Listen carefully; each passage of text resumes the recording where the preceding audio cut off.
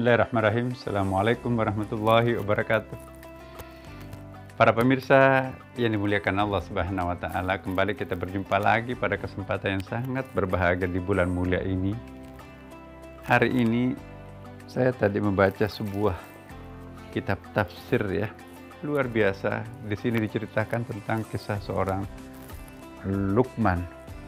Ini menarik ya, karena Luqman ini adalah seorang orang biasa, bukan nabi, bukan siapa-siapa, tapi menjadi sebuah nama surah dalam Al-Quran. Bagaimana ada sosok figur namanya Luqman, single parent, membesarkan anaknya seorang diri, tapi anak itu sukses. Ya bunayya la tusyrik billah, wahai anakku. Itu bahasa ya bunayya itu wahai anakku. Anak apa panggilan kalau dalam bahasa Arab itu ya bunayya itu wahai ananda yang tercinta, kira-kira sangat santun lah. Dan nanti juga ya abati, wahai ayahandaku, itu panggilan mesra juga itu. Jadi kesantunan dalam bertutur itu satu pelajaran dari surah Luqman. Ya, la tusyrik billah inna syirka la dzulmun adzim. Pertama-tama pelajarannya itu jangan memusyrik. Jangan musyrik, karena syirik itu dosa yang paling besar. Nah, hal yang menariklah dari Luqman ini bahwa benar-benar menampakkan diri sebagai seorang single parent yang ideal. Ini satu pelajaran bahwa tidak mesti harus kita menjadi lengkap dalam rumah tangga itu untuk melahirkan anak saleh. Anak saleh yang lahir dari pasangan Luqman dengan istrinya, kita nggak tahu siapa istrinya, tapi itu bisa melahirkan anak, bisa membesarkan anak menjadi anak yang saleh. Jadi suatu saat, ini dalam satu cerita, Luqman ini kan ada yang mengatakan sesama dengan Nabi tapi wafat duluan, ada yang mengatakan tidak. Nabi itu di zamannya Nabi Musa, ada yang mengatakan zamannya Nabi Yusuf, Allahu a'lam. Tapi diabadikan dalam Al-Quran surah Luqman. Nah, ada kisah menarik dari Luqman. Satu saat dia dengan anaknya mau pergi ke pasar. Ya, naik himar itu kan lebih kecil daripada kuda, tapi kuat. Lewatlah di sebuah kerumunan massa. Masya Allah, Bapak, apa kamu gak kasihan tuh? Masa himar yang begitu itu dinaiki 2 orang, nggak ada peri kebinatangannya gitu. Akhirnya turun, anaknya disuruh turun.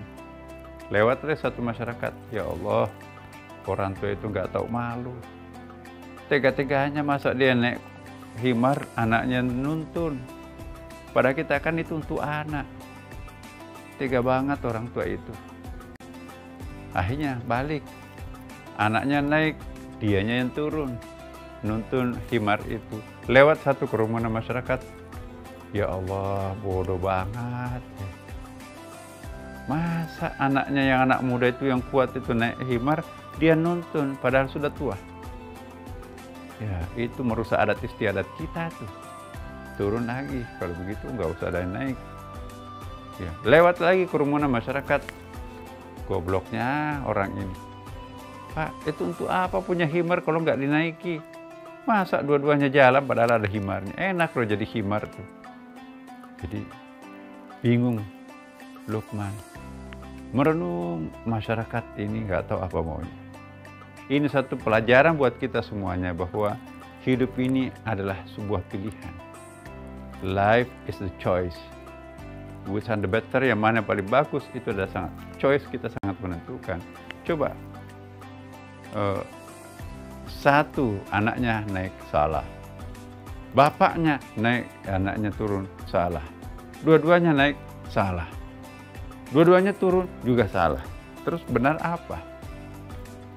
Jadi kalau kita akan merujuk kepada masyarakat tanpa ada skala prioritas, maka kita tidak pernah benar.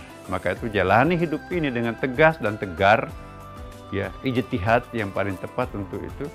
Tapi jangan juga mengabaikan suara-suara masyarakat, suara kritikan, itu nggak bagus juga. Nah, para pemirsa, Luqman ini sangat penting untuk kita jadikan pelajaran di sini. Ya, bahwa ada seorang single parent tapi mampu melahirkan anak yang saleh. Tapi juga ada orang diabadikan juga dalam Al-Quran, bahkan Nabi, namanya Nabi Nuh, lengkap tuh bapak ibunya, tapi melahirkan Kanaan yang dianggap sebagai anak yang paling durhaka dalam Quran adalah anaknya Nabi Nuh. Naiklah ke dalam perahu kami. Ngapain naik perahunya orang gila? Ya, orang bikin perahu itu di pantai, bukan di gunung. Nah, ini juga akan tenggelam. Naiklah ke dalam perahu, nak. Ditegur oleh Allah, innahu laisa min ahlika. Itu anak biologismu, tapi bukan anak spiritualmu. Tenggelam. Jadi anak yang paling saleh dalam Quran siapa? Yaitu Ismail, rela digorok lehernya demi untuk menaati Tuhan. Anak yang paling nakal justru anaknya Nabi Nuh juga. Anak yang saleh juga adalah anaknya Luqman, walaupun dibesarkan single parent. Ini banyak contoh terbalik dalam Quran. Istri yang paling saleh dalam Quran, istrinya Fir'aun. Ya kan? Suami yang paling bejat dalam Quran tentu saja Fir'aun, ya kan? Dan istri yang paling jelek dalam Quran, istrinya Nabi Nuh dan istrinya Nabi Lut alaihissalam. Itu dianggap pengkhianat. Nah, jadi para pemirsa, mari kita mencontoh Nabi Muhammad SAW. Ya, mari kita mencontoh Luqman. Mari kita belajar dari kisah-kisah Quran. Itu penuh dengan i'tibar. Ya, bulan suci Ramadan ini, mari kita telaah isi kandungan Al-Quran. Jangan hanya membaca khataman sekian kali, tapi kita nggak paham artinya apa. Sesekali kita pahami artinya, pasti kita akan dapat hikmahnya. Semoga ada manfaatnya. Wassalamualaikum warahmatullahi wabarakatuh.